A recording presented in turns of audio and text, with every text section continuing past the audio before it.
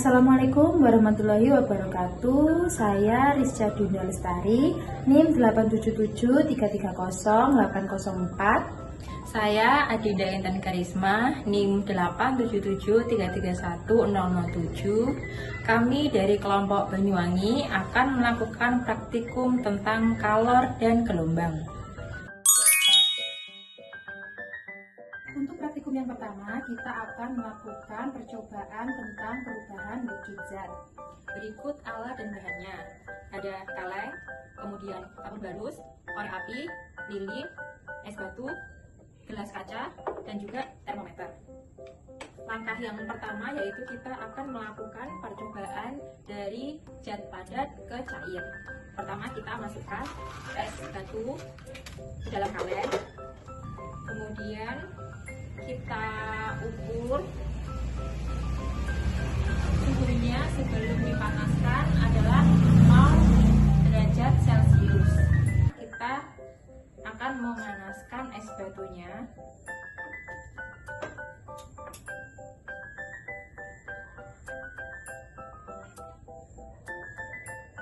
Setelah itu kita tunggu beberapa saat terlebih dahulu. Kemudian setelah es batunya mencair, kita ukur suhunya. Di sini suhunya menjadi 50 derajat Celcius. Untuk yang berikutnya adalah proses mengembun. Di sini ada gelas, lalu kita isi dengan es batu. Ya, kita tutup dan kita tunggu beberapa saat. Di sini terlihat di mana es batunya mulai mencair. Es batunya mencair, terus kemudian timbullah titik-titik embun di gelas. Ini yang disebut dengan proses mengembun. Untuk yang selanjutnya yaitu proses menyublim. Pertama kita masukkan kapur barus ke dalam kaleng. Selanjutnya kita akan memanaskan kapur barusnya. Yang kita panaskan. Lalu kita tutup menggunakan penutup dan atasnya kita letakkan es batu.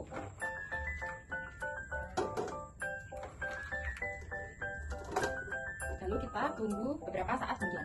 Setelah kita tunggu beberapa saat, lalu kita lihat.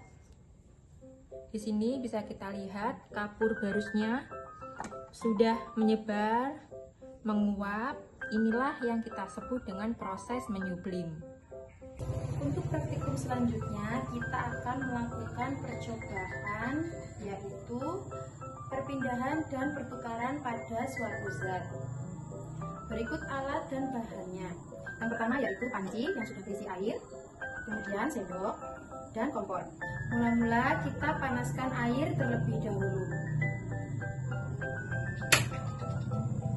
Kita tunggu beberapa saat. Saat air mulai dipanaskan, lama-kelamaan panci juga akan terasa panas. Hal ini disebut dengan proses konduksi. Kemudian kita masukkan sendok ke dalam panci yang sudah berisi air. Saat sendok dimasukkan, lama-kelamaan sendok juga akan terasa panas. Ini terjadi karena panas merambat bertahap melalui sendok.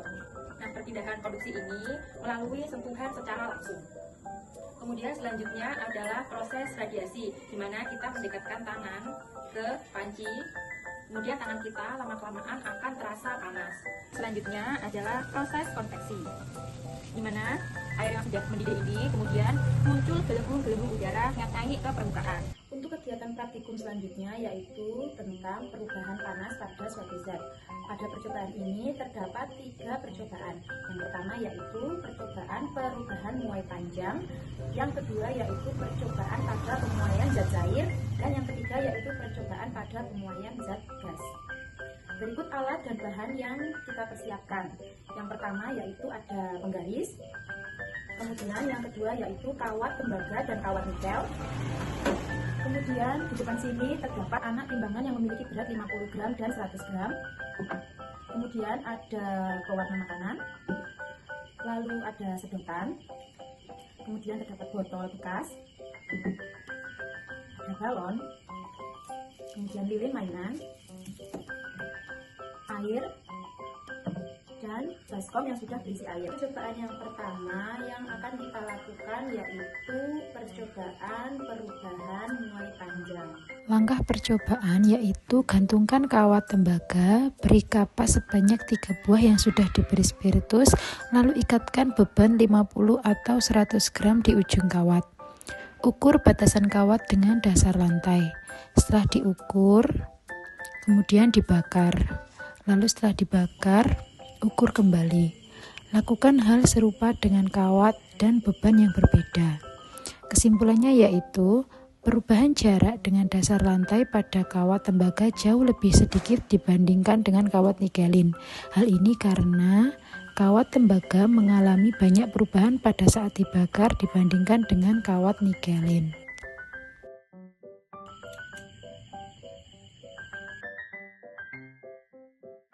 Selanjutnya kita akan melakukan percobaan yang kedua, yaitu pengaruh panas pada pemuaian zat cair. Langkah yang pertama yaitu kita campurkan air menggunakan pewarna makanan.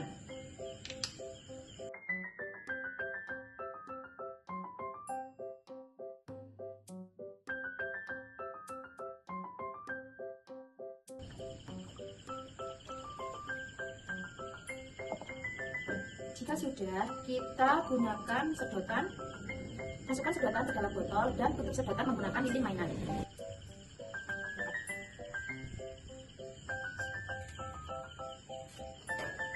Kita tutup rapat menggunakan lilin mainan, jangan sampai terdapat lubang.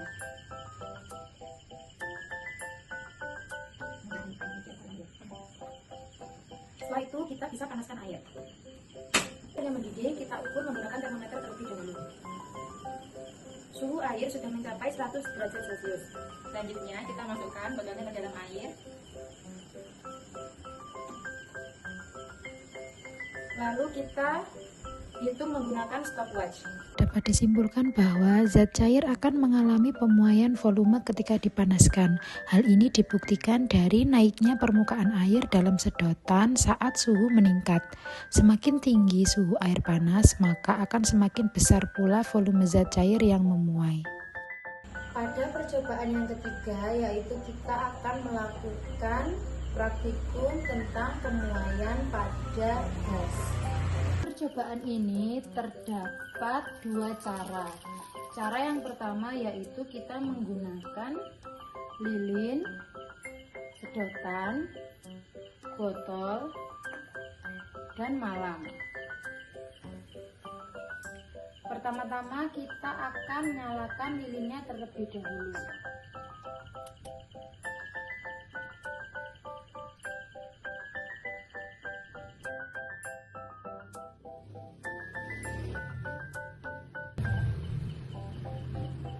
Selanjutnya kita akan memasukkan sedotan dan tutup sedotan menggunakan lilin mainan.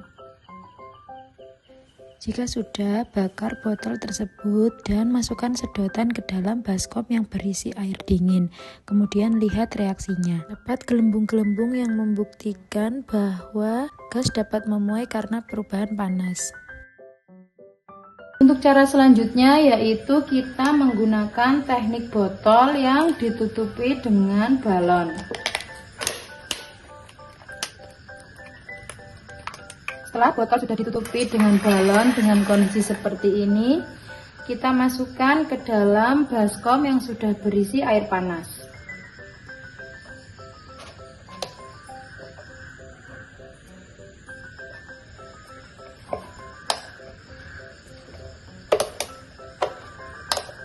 Dapat kita lihat bahwa gas memuai dan membuat balon sedikit demi sedikit mulai mengembang.